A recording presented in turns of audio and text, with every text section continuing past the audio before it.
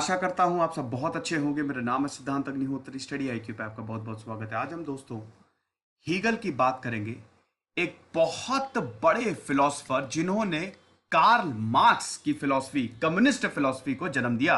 Background में ठीक है, पूरी तरीके से नहीं कहेंगे, लेकिन कार्ल मार्क्स ने हीगल को एक तरीके से बहुत स्टडी किया था। हालांकि कार्ल मार्क्स हीगल से काफी इनके अपोज में भी थे, मतलब कुछ व्यूज जो थे वो हीगल से मैच नहीं करते थे। कार्ल मार्क्स की जो फिलॉसफी थी वो बेसिकली डायलैक्टिक मटेरियलिज्म थी। हीगल की जो फिलॉसफी थी वो डायलैक्टिक आइडियलिज्म थी, तो एक आइडियलिस्ट थे। ठीक है, GW हीगल की बात करें तो उन्होंने बहुत ही खूबसूरती से यह बताया कि फ्रीडम कैसे मिलती है। मेटाफिजिकल वर्ड का इतना खूबसूरत वर्णन मैंने नहीं देखा किसी भी वेस्टर्न फिलोसफर की। अगर हम बात करें, हीगल ने जितनी खूबसूरती से मेटाफिजिकल वर्ड और स्पिरिट, कॉन्शियसनेस को समझाया है, बहुत कम ऐसे फिलोसफर हुए हैं जो ये कर पाए हैं। ठीक है, तो आज हम बात करेंगे हीगल की और इनकी फिलॉसफी को देखेंगे।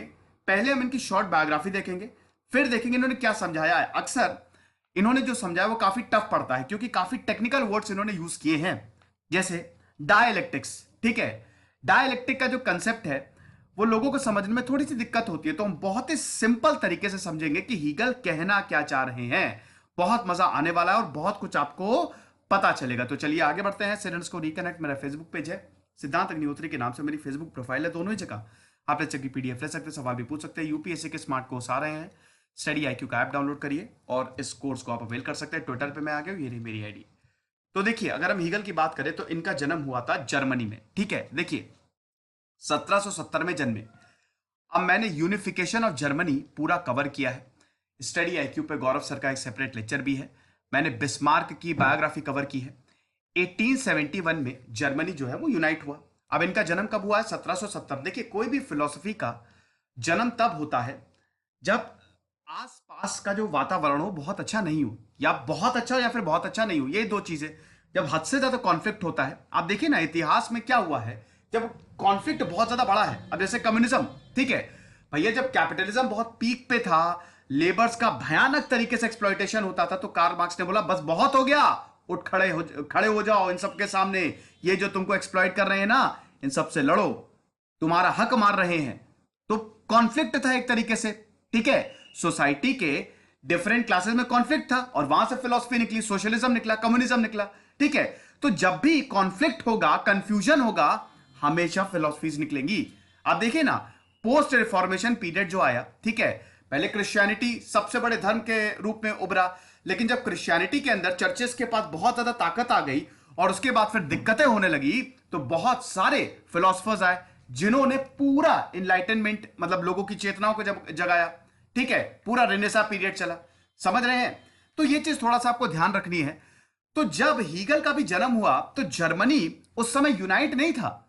जर्मनी के ऊपर था प्रूसियन एम्पायर, नीचे था ऑस्ट्रिया, और बीच में जर्मनी छोटे छोटे हिस्सों में, 300 से ज्यादा हिस्सों में जर्मनी बटा हुआ था। समझ रहे हैं? तो उसी एक छोटे से हिस्से में, वुटेमबर्ग में, जो कि साउथ वेस्ट जर्मनी में था, इनका जन्म हुआ 1770 में। समझ गए?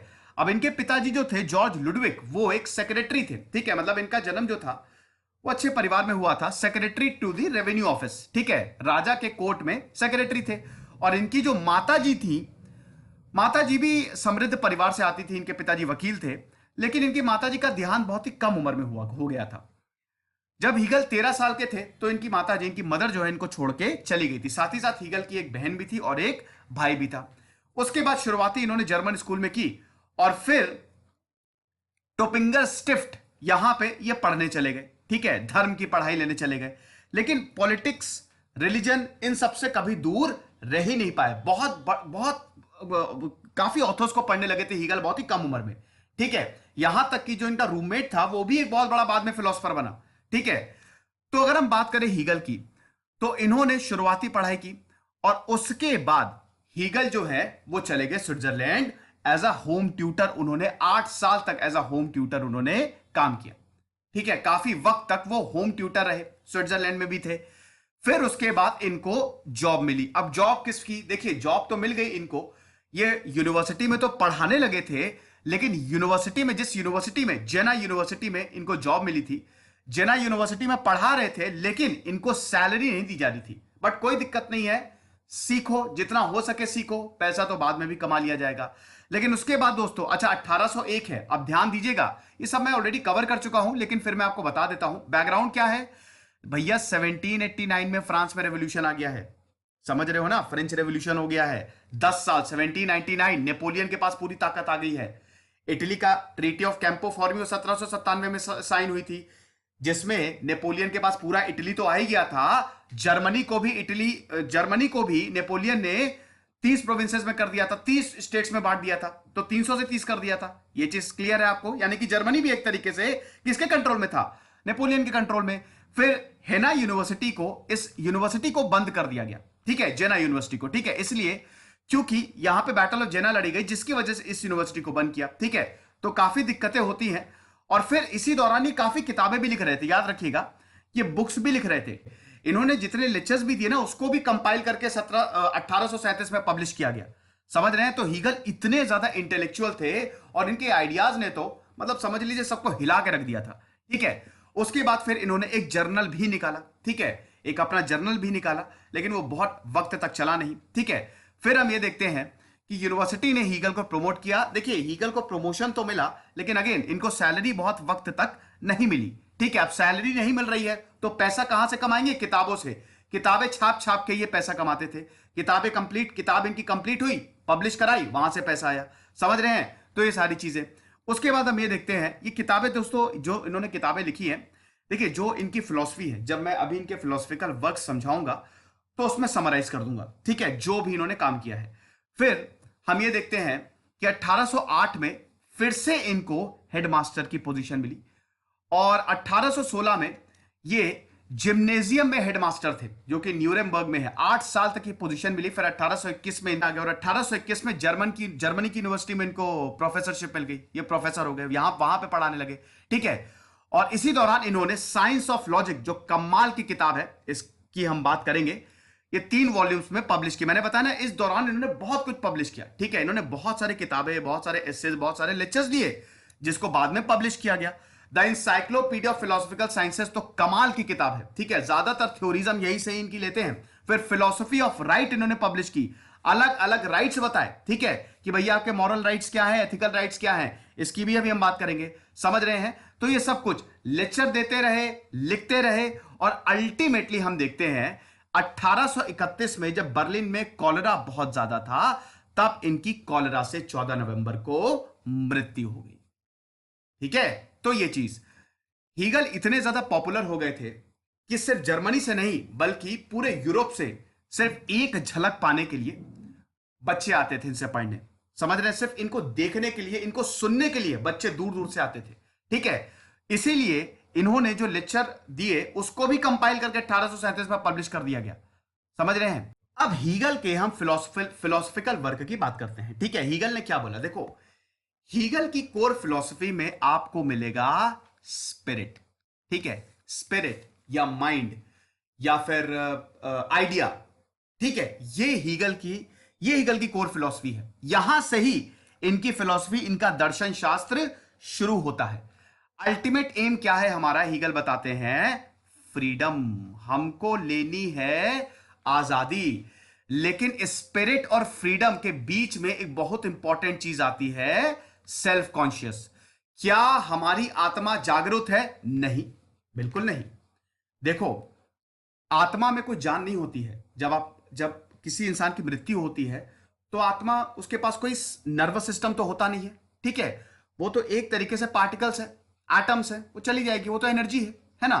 उसमें कोई जान नहीं होती है, उसमें कोई कॉन्शियसनेस नहीं होती है। कॉन्शियसनेस मतलब क्या, आपकी चेतना का जगना, आपका होश में आना। जब आप सोते हैं तो आप अनकॉन्शियस है, लेकिन आपका पूरी बॉडी काम कर रही है, ठीक है। वो आत्मा तो आपकी काम कर ही रही ना, आप भले ही अनकॉन्शियस हैं, आप होश में नहीं है, बट वो आत्मा काम कर रही है, आपकी पूरी बॉडी काम कर रही है।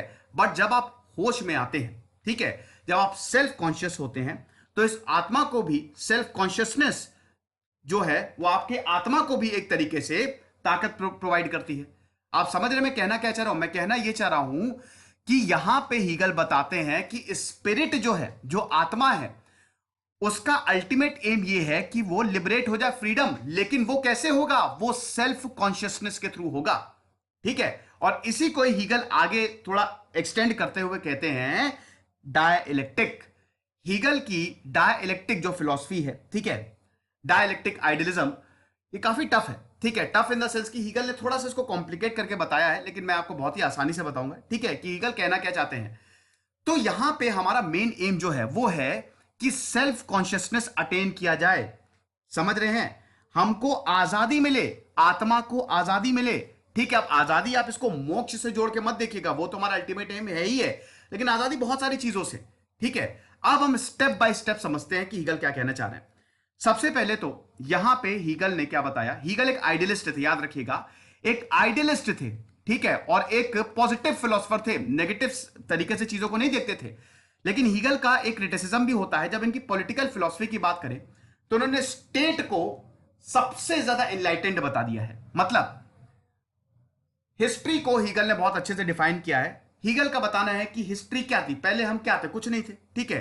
पहले तो हम गुफाओं में रहते थे, लेकिन फिर सभ्यताएं आई, फिर एग्रीकल्चर आया, फिर एम्पायर्स बने, फिर राजा महाराजा आए, बहुत सारे वॉर्स हुए, लोगों की जानें गई, उसके बाद फिर धर्म आया, धर्म ने फिर लोगों को कंट्रोल करना शुरू किया, फिर लोग धर्म से निकले, बहुत सारे फिलोसफर्स आए, रेनेसा पीरियड चला। कहने का मतलब है हम जीरो से शुरू हुए थे और ट्रांसफॉर्म होते होते होते होते एनलाइटेंड हो गए हैं।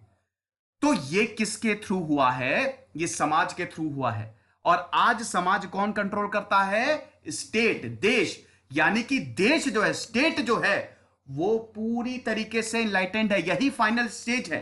फाइनल स्टेज हीगल की यही है, स्टेट। स्टेट जो है, पॉलिटिकल फिलॉसफी की अगर हम बात करें, ठीक है, तो पॉलिटिकल फिलॉसफी, हीगल की पॉलिटिकल फिलॉसफी क्या कहती है? स्टेट जो है वो सबसे ज्यादा एनलाइटेनमेंट है। यही कार्ल मार्क्स ने अपोज किया, ठीक है ना।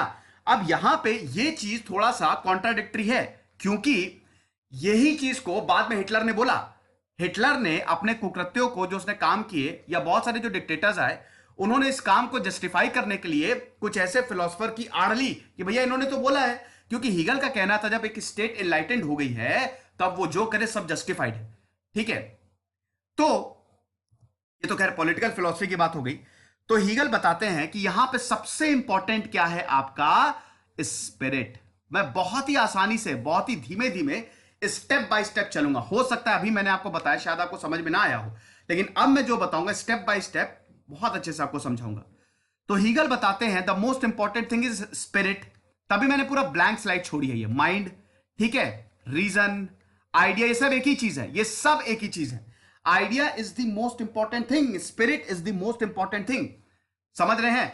यूनिवर्स जो है वो पूरी तरीके से मैथमेटिकली काम करता है, और इस पूरे यूनिवर्स को ये आत्मा चला रही है।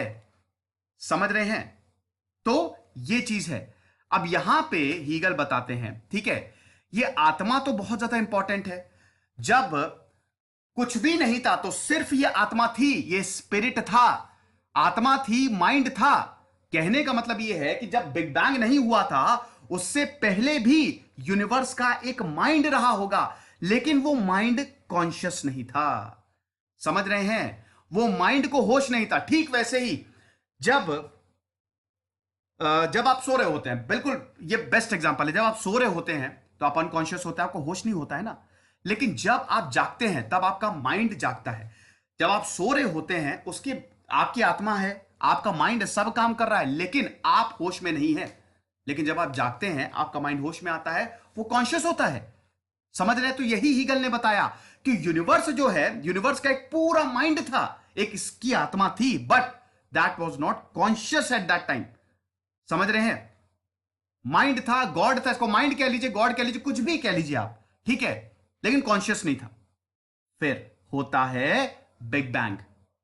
बिग बैंग जब हुआ तो आपको पता ही है, जैसे ही बिग बैंग हुआ 13.5 अरब साल पहले, तो स्टार्स बने, मतलब वक्त बना, एटम्स बने, स्टार्स बने, प्लैनेट्स बने, गैलेक्सी बनी, क्लस्टर्स बने, सुपर क्लस्टर्स बने, सब कुछ बना, ठीक है। हम बने, धरती बनी, हम बने, पेड़ पौधे बने। तो यहां पे हीगल कहते हैं कि ये जो माइंड है, ये जो दिमाग है, पहले क्या था? पहले माइंड क्या था? ये यूनिवर्स में एक दिमाग तो था, लेकिन वो सोया हुआ था, वो कॉन्शियस नहीं था। लेकिन अब जो दिमाग है, जो जो चीजें बनती जाएगी, जैसे ये यूनिवर्स का, ये पूरा यूनिवर्स है, ठीक है? अब सपोज करिए ये यूनिवर्स, मतलब जो हमारा पूरा ब्रह्मांड है, ठीक है, उसमें कुछ नहीं है ना, नथिंग, बिग बैंग अभी नहीं हुआ। लेकिन जैसे ही बिग बैंग हुआ, धरती बन गई और ये तारे बन गए और ये गैलेक्सी बन गई, ठीक है, बकायदा। फिर उसके बाद धरती के अंदर हम बन गए, पेड़ पौधे बन गए, जानवर बन गए। कहने का मतलब ये है कि ये दिमाग और आत्मा भी बट गई, समझ गए? जब ये गैलेक्सी बनी तो इस गैलेक्सी का भी अपना दिमाग है, समझ रहे हैं? भैया आइंस्टीन ने बोला था ना कि बिग बैंग क्या यूनिवर्स एक्सपैंड कर रहा है, यानी कि यूनिवर्स में एक्चुअली जान है, ठीक है। उसके बाद धरती बनी, धरती का अपना दिमाग है। पेड़ पौधे बने, पेड़ पौधे का अपना, जानवर उनका अपना दिमाग। तो यूनिवर्स जैसे जैसे बना, उनमें अपना दिमाग, उनमें अपनी आत्मा आती गई, स्पिरिट बट गई एक तरीके से। चीज आप समझ रहे हैं? समझ रहे हैं? ये स्पिरिट जो है, ये माइंड जो है, ये बटता चला गया। जैसे जैसे नई नई चीजें क्रिएट होती जाती हैं नेचर के थ्रू, यूनिवर्स के थ्रू, उसमें माइंड है, उसमें आत्मा है, उसमें जान है, स्पिरिट है। बट अगेन वो कॉन्शियस नहीं है, समझे? कॉन्शियसनेस बहुत ही ज्यादा इंपॉर्टेंट है, ठीक है? तो ये चीज है। अब हम ये देखते हैं कि इस स्पिरिट के पास सब कुछ है। इस स्पिरिट के पास, इसको पता है, इस आत्मा को, कि इसको कॉन्शियसनेस कैसे अटेन करनी है, और कॉन्शियसनेस के थ्रू ही लिबरेशन आता है। समझ रहे हैं? यहां पे अटेनमेंट क्या, हमको चीजें करना है, हमको करना यह है कि हमको लिबरेट होना है। लेकिन उस लिबरेट होने के लिए अगर आपको आजाद होना है, अब वो आजादी किसी चीज से हो सकती है। जैसे मान लीजिए कोई इंसान बहुत गरीब है, ठीक है, तो अगर आपको गरीबी से आजाद होना है, तो पहले तो आपको अपनी गरीबी को समझना पड़ेगा ना, आपको कॉन्शियस होना पड़ेगा।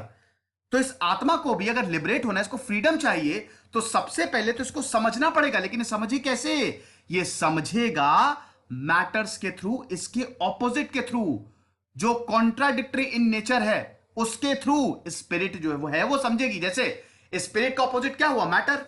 भाई माइंड का ऑपोजिट क्या हुआ? मैटर। स्पिरिट आप देख थोड़ी ना सकते हैं, लेकिन मैटर को तो आप देख सकते हैं ना, सब कुछ मैटर है, हम भी तो मैटर है ना। Anything which occupies space and has मास। कठिन तो नहीं हो रहा, टफ तो नहीं हो रहा, आप समझ रहे हैं जो मैं कह रहा हूं? ज्यादा टेक्निकल तो नहीं जा रहा हूं, नहीं जा रहा हूं ना। अगर आपको कोई प्रॉब्लम हो तो आप मुझसे फेसबुक पेज पे पूछ लीजिएगा, ठीक है? तो मैटर जो है, मैटर के थ्रू आत्मा जो है, स्पिरिट जो है, वो कॉन्शियसनेस अटेन कर सकती है। अब ये मैटर क्या, मैटर क्या, मैटर क्या प्लांट्स के थ्रू? नहीं, बिल्कुल नहीं, प्लांट्स के थ्रू नहीं, ठीक है, क्योंकि प्लांट्स के थ्रू कॉन्शियसनेस अटेन नहीं हो पाती है। तो वो कौन है जिसके थ्रू आत्मा जो है वो कॉन्शियस हो सकती है, सेल्फ कॉन्शियसनेस उसको मिल सकती है? वो है ह्यूमंस। इंसानों के थ्रू कॉन्शियसनेस अटेन होती है, और जहां कॉन्शियसनेस अटेन होगी वहां होगा लिबरेशन। समझ रहे हैं? तो यहां पे जो ह्यूमन हिस्ट्री है, हीगल बताते हैं ह्यूमन हिस्ट्री जो है, ह्यूमन हिस्ट्री सिर्फ उसको हिस्ट्री के तौर पे ना देखे। ह्यूमन हिस्ट्री जो है वो हमारी ग्रोइंग अप ऑफ माइंड दिखाती है, ग्रोइंग अप ऑफ स्पिरिट दिखाती है। जब भी माइंड, आइडिया, स्पिरिट बोलूं तो ये सब एक ही चीज को डिनोट करता है, याद रखिएगा। हिस्ट्री जो है ना, जैसे हम सबसे पहले यहां पे आए, फिर एम्पायर्स बने, फिर राजा महाराजा आए, फिर धर्म आए, मैंने बताया था ना पूरा भी, ठीक है? इसका मतलब यह है कि हम धीमे धीमे एनलाइटन हो रहे हैं। यानी कि जब हम सबसे पहले आए तो हमको क्या था? हम खाली केव में रहते थे, गुफाओं में रहते थे। हम गुफाओं में रहते थे, हमको कुछ नहीं पता था, हम शिकार करते थे, खाते थे बस। फिर उसके बाद हमको पता चला कि हमको खेती कैसे करनी है। मतलब इंसान का माइंड जो है, देखिए स्पिरिट ने थोड़ी कॉन्शियसनेस और अटेन की, समझ रहे हैं? स्पिरिट ने थोड़ी कॉन्शियसनेस और अटेन की थ्रू मैटर, थ्रू मैटर, ठीक है? हमको पता चला कि हमको खेती कैसे करनी है, हम और अवेयर हुए। उसके बाद बकायदा सिविलाइजेशन स्टैब्लिश हुई, पानी का हमको कैसे यूज करना है, फायर का कैसे यूज करना है, ये सब कुछ हमने जाना, हम और अवेयर होते गए। फिर धर्म आया, धर्म के थ्रू हम और अवेयर हुए, हमने यूनिवर्स को जानने की कोशिश की। समझ रहे हैं? अभी मैं आपको बताऊंगा इसके डाइलेक्ट्रिक से कैसे कनेक्ट होती है, समझ रहे हैं? ये सब कुछ सब ध्यान से समझते हुए चलिएगा। अभी मैं डाइलेक्ट्रिक इसी के थ्रू ही समझाऊंगा, ठीक है? तो हम, कहने का मतलब है, हम धीमे धीमे अवेयर होते गए। फिर उसके बाद रिफॉर्मेशन पीरियड आया, क्रिश्चियनिटी के बाद बकायदा एक रिफॉर्मेशन पीरियड चला, ठीक है? तो हम और ज्यादा अवेयर हुए, समझ रहे हैं? तो कहने का मतलब यह है, ह्यूमन का जो इतिहास है, जो हमारा इतिहास है ना, वो सिर्फ एक इतिहास नहीं है। हमारा माइंड कैसे डेवलप हुआ, धीमे धीमे हम कैसे सेल्फ कॉन्शियसनेस की तरफ बढ़ने लगे, ये दिखाती है हमारी हिस्ट्री। और यही तो एक्चुअल एम है ना हमारा। ठीक है, जैसे जैसे स्पिरिट कॉन्शियस होती जाती है वैसे वैसे वो फ्रीडम की ओर बढ़ती जाती है। सिंपल एग्जांपल गरीबी का ही ले लीजिए आप। ठीक है, अब गरीबी, फ्रीडम किसी भी चीज में आप देख लीजिए। एक हम पढ़ते क्यों, हम भाई आजादी के लिए पढ़ रहे हैं। हर इंसान यहां पे आजादी के लिए ही कोशिश कर रहा है। हर इंसान, कोई अपनी गरीबी से आजाद होना चाहता है, कोई झगड़ों से आजाद होना चाहता है, कोई अपने दुख से आजाद होना चाहता है, कोई इस दुनिया से ही आजाद होना चाहता है। समझ रहे हैं? तो हर इंसान आजादी के लिए ही कोशिश कर रहा है। अब गरीबी का एग्जांपल ले लीजिए, जैसे इंसान बहुत ज्यादा गरीब होता है। ठीक है, तो आप गरीब रहेंगे कब तक? जब तक आप कॉन्शियस नहीं है। आपको अगर आपको पता ही नहीं है कि आपको क्या करना है, ठीक है, आपको नहीं पता है आपके राइट्स क्या है, आपको नहीं पता है कि ये गरीबी क्या क्या कर सकती है आपके साथ, तो आप गरीबी रहेंगे। मतलब आप कॉन्शियस नहीं है। लेकिन जब आपको कोई पढ़ाता है, जब सोसाइटी पूरी डेवलप होती है, जब लोगों की चेतना जगती है, तो उनको पता चलता है भैया गरीब नहीं, हमारे पास भी राइट्स है, हमारे पास भी फ्रीडम है, तो हमको वो फ्रीडम चाहिए, यानी कि कॉन्शियसनेस। समझ रहे हैं? तो आपकी जो आत्मा है वो कॉन्शियसनेस अटेन होती है। अब ये बिल्कुल सेम टू सेम हिंदुइज्म का कंसेप्ट है, ज्यादातर धर्मों का कंसेप्ट है। ठीक है, याद है ना? आत्मा इंटरैक्ट किससे करती है? माया से। माया क्या है? मैटर, जिससे वो जागती है। समझ रहे हैं? मेरा हिंदुइज्म का लेक्चर देखा कि नहीं? ये पूरा आप यहां से रिलेट कर सकते हैं। ये चीज आप समझ गए? तो हिस्ट्री को भी इन्होंने बहुत ही खूबसूरती से डिफाइन किया है। ठीक है, और यहां पे बताते हैं, यही पॉलिटिकल फिलॉसफी को अगर हम एक्सटेंड कर दे तो यही बताते हैं कि जैसे सोसाइटी जो है, एक समाज जो है वो अवेयर होता जाता है, कॉन्शियस होता जाता है। अब समाज को देश कंट्रोल करता है, यानी कि देश अवेयर हो रहा है, देश कॉन्शियस हो रहा है। तो जो देश के एक स्टेज ऐसी आती है जब देश इनलाइटेंड हो जाता है, ठीक है, तो उसके डिसीजन को आपको मानना पड़ेगा। समझ रहे हैं? यहां पे क्रिटिसिज्म होता है हीगल का। ठीक है, यहां पे बहुत सारे काउंटर आर्ग्यूमेंट्स दिए जाते हैं। जब जर्मनी में रह रहे थे उस समय का पीरियड इनको बहुत सही लग रहा था। ठीक है, कि लोग अवेयर हैं, रिफॉर्मेशन पीरियड है, उस समय बहुत सारे बड़े बड़े फिलोसफर्स आ चुके थे, अपनी फिलोसफीज दे चुके थे। समझ गए? तो ये चीज है। और हीगल ये भी कहते हैं कि जिसने पूरी तरीके से सेल्फ कॉन्शियसनेस अटेन कर लिया वो भगवान हो गया, दैट इज गॉड। ठीक है, वो पूरी तरीके से लिबरेट हो जाएगा। भैया अगर आपको सब कुछ पता चल जाए, आप सेल्फ कॉन्शियस हो जाएं, तो आप भगवान नहीं हो जाएंगे। भगवान क्या होता है? जिसको सॉल्यूशंस पता होते हैं। यही तो होता है ना भगवान, कि ज्यादातर लोगों को सॉल्यूशंस पता नहीं होते, तभी तो भगवान के दर पे जाते हैं, वो गुरु की तलाश में जाते हैं कि हम क्या करें, हम बहुत दुखी है, क्या करें, हमारा ब्रेकअप हो गया, क्या करें, समझ में नहीं आ रहा है। लेकिन अगर आपको पता है क्या करना है, आपको कोई फर्क ही नहीं पड़ रहा है, सारे रास्ते आप निकाल लिए, तो भगवान है। और वो कैसे आता है? वो सेल्फ कॉन्शियसनेस से आता है। और यही हीगल ने बताने की कोशिश की। तो हीगल एक तरीके से बहुत ही अच्छे से कनेक्ट कर रहे हैं और ये बता रहे हैं कि ये यूनिवर्स चल कैसे रहा है और अल्टीमेट एम क्या है हमारा। ये यूनिवर्स की एक बाकायदा इंटेलिजेंट है। ठीक है, अब अगर हिस्ट्री की बात करें तो यहां पे क्या था? सबसे पहले यहां पे अगर हिस्ट्री की शुरुआत कैसे हुई? पहले बहुत बड़े एम्पायर्स बने। एम्पायर में क्या था? एक राजा रूल करता था, मतलब पावर एक इंसान के पास थी। ठीक है, उसके बाद क्या हुआ? कुछ जगह रिपब्लिक हुए, कुछ स्टेट्स रिपब्लिक हुए, जैसे रोमन रिपब्लिक ग्रीस में आप देखिए, वहां पे कुछ लोग रूल करते थे। और आज की अगर जमाने की बात करें तो आज हम देख रहे हैं कि बहुत जगह डेमोक्रेसी है, मतलब लोगों का शासन है। तो एक तरीके से आज का जो जमाना है वो पूरा एनलाइटेंड है। तो ये सब पहले नहीं था, ये अभी आज का जमाना कमाल है। अब हीगल जिस जमाने में जी रहे थे, ठीक है, उनको लगता था वो वाला जमाना कमाल है। क्यों? क्योंकि वो पोस्ट रिफॉर्मेशन पीरियड था। ये चीज आप समझे? तो ये है। अब यहां पे एक और चीज अगर हम ऐड कर दें कि माइंड सेल्फ कॉन्शियसनेस को, फ्रीडम को कैसे अटेन करता है। बहुत सारी चीजें, आर्ट से, रिलीजन से, फिलॉसफी से, यहां पे माइंड जो है वो सेल्फ कॉन्शियसनेस को अटेंड करता है। ठीक है, और सेल्फ कॉन्शियसनेस के लिए रैशनैलिटी बहुत ज्यादा जरूरी होती है। ठीक है, रैशनैलिटी को यहां पे रैशनैलिटी पे बहुत ज्यादा बल दिया है यहां पे हीगल ने, कि विदाउट रैशनैलिटी फ्रीडम को आप अटेन नहीं कर सकते। सेल्फ कॉन्शियसनेस के लिए रैशनैलिटी का होना बहुत ज्यादा जरूरी है। ये चीज आप समझे? बहुत बढ़िया।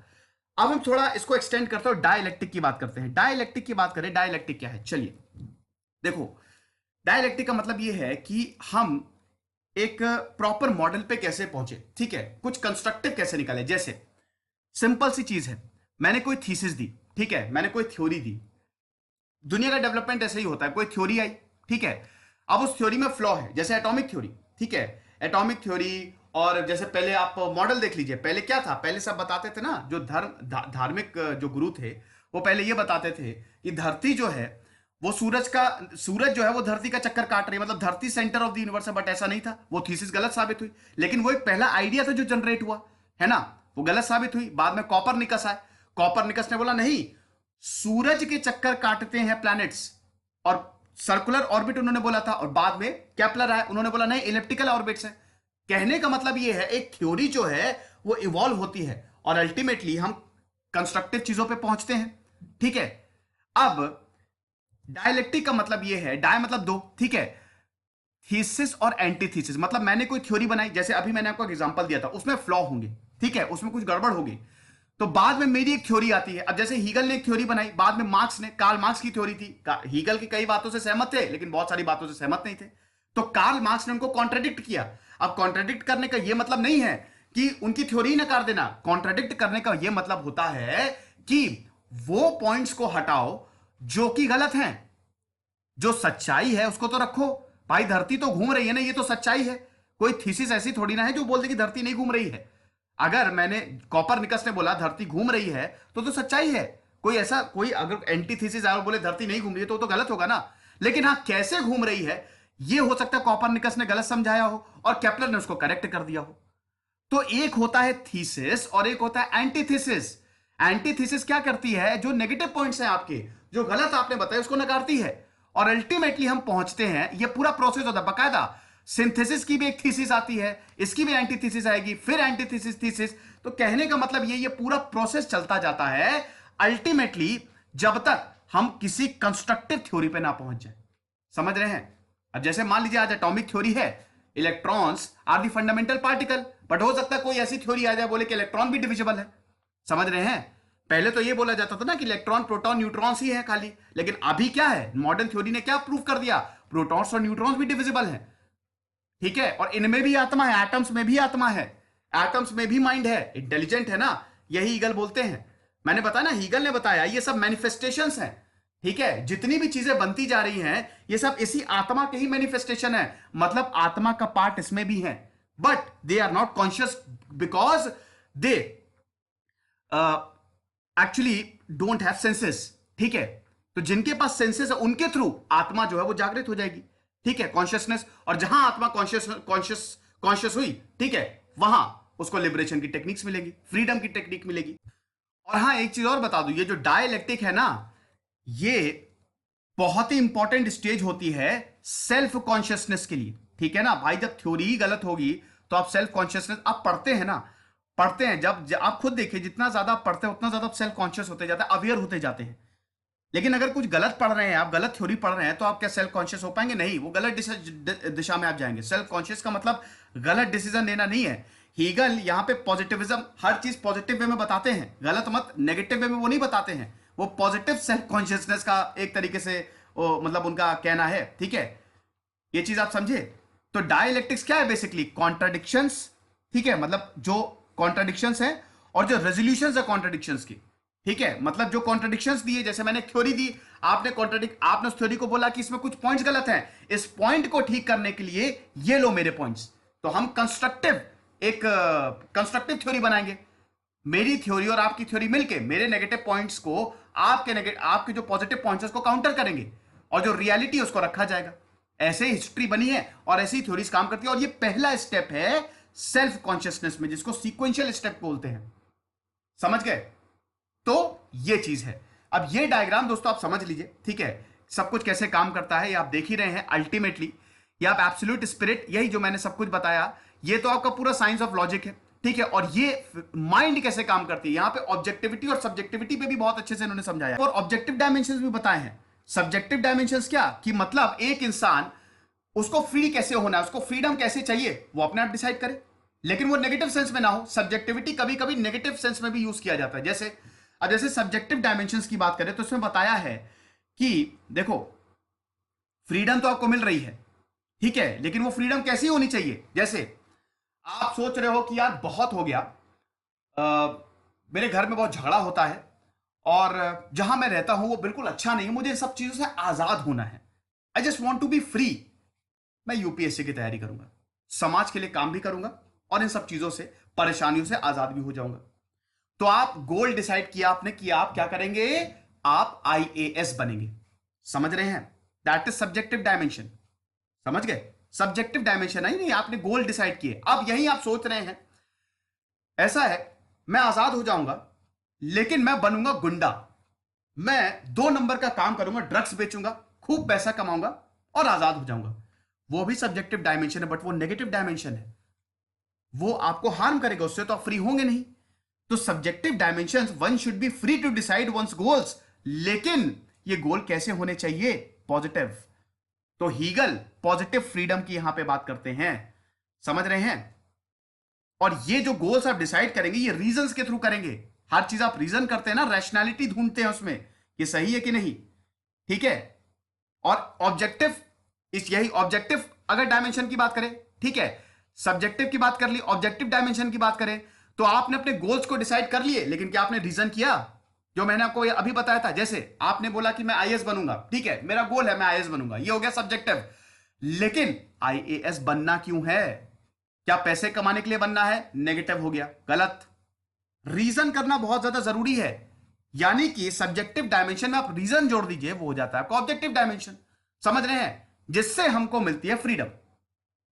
तो यहां पे हीगल जो है वो आइडियलिस्ट है एक तरीके से। ये हीगल पे लेक्चर था, आई होप आपको समझ में आ गया होगा। बहुत ही आसानी से दोस्तों मैंने समझाने की कोशिश की है, कुछ भी टेक्निकल इसमें यूज नहीं किया। हालांकि हीगल जब आप पढ़ेंगे तो बहुत ज्यादा टेक्निकलिटी है, लेकिन आई होप आपको इसमें कोई भी प्रॉब्लम नहीं हुई होगी। खुश रहिए, पढ़ते रहिए। दिस इज सिद्धांत अग्निहोत्री साइनिंग ऑफ।